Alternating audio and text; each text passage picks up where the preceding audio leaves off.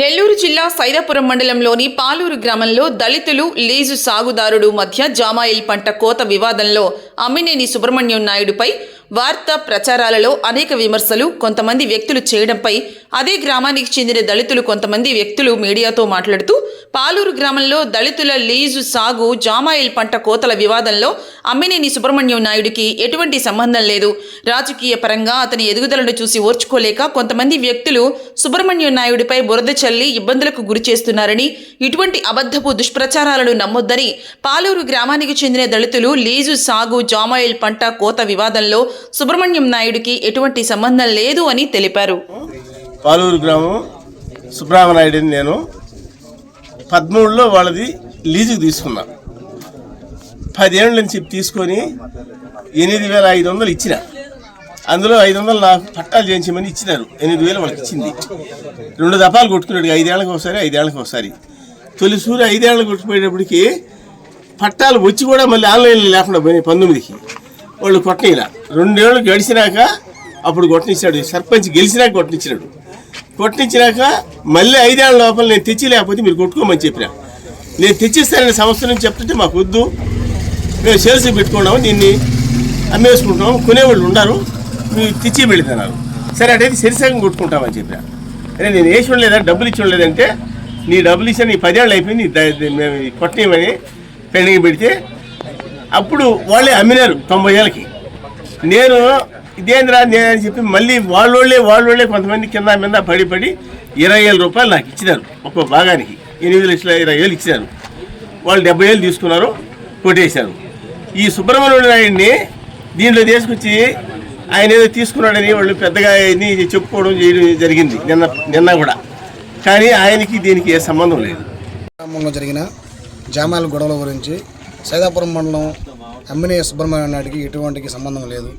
కానీ ఆ వ్యక్తి ఆ రోజు సమస్యల్లో వచ్చి పెద్ద మనిషిగా స్థాయిగా కొన్ని మాటలు మాట్లాడేసి కోసే వాళ్ళకి ఎస్సీలకి ఎటువంటి సంబంధం లేకుండా మంచి పరిష్కారం చేసి వెళ్ళిపోయాడు.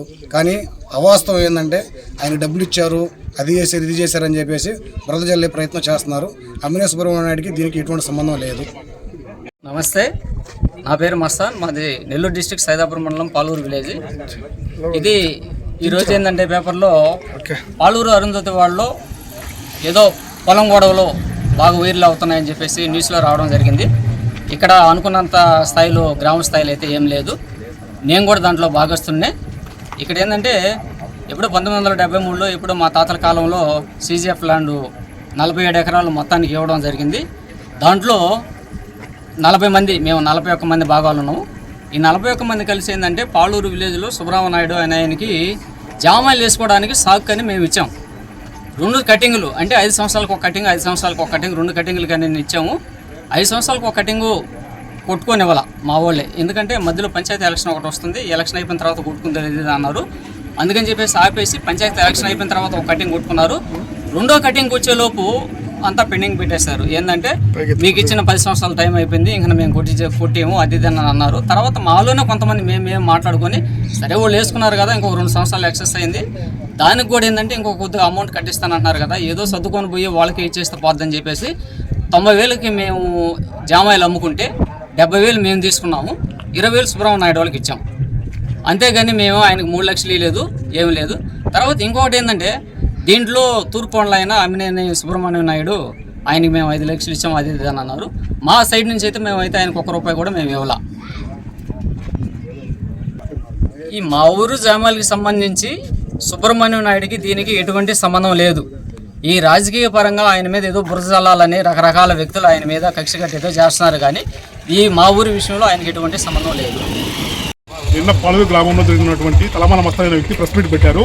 ఆ ప్రెస్ మీట్లో ఈ రూమ్ మీద అక్రమంగా నిర్మించారని, దీంట్లో ఏదో చేస్తున్నారని ఆయన అభ్యంతరం వ్యక్తం చేశారు. వాస్తవానికి ఏంటంటే ఈ ఒక దళిత మహిళ, మాదిగ కులానికి సంబంధించిన వ్యక్తి, భర్త లేడు, 3 ఆడపిల్లలు, పిల్లలు ఒక కూతురు, భర్త కూడా చనిపోయాడు. అందువల్ల ఏదో బ్రతుకు తెరువు కోసం వచ్చి ఏదో పెట్టుకొని జీవనం సాగిస్తూ ఉంది.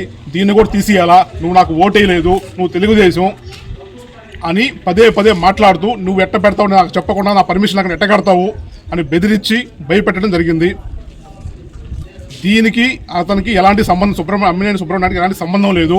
ఏదో దళిత మహిళ బతకడం కోసం తినడానికి ఏదో కనీస జీవనాధారం కోసం పెట్టుకొని చూడండి. దీంట్లో ఏమన్నా ఉందా మీరైనా చూడండి, మీడియా మిత్రులారా చూడండి.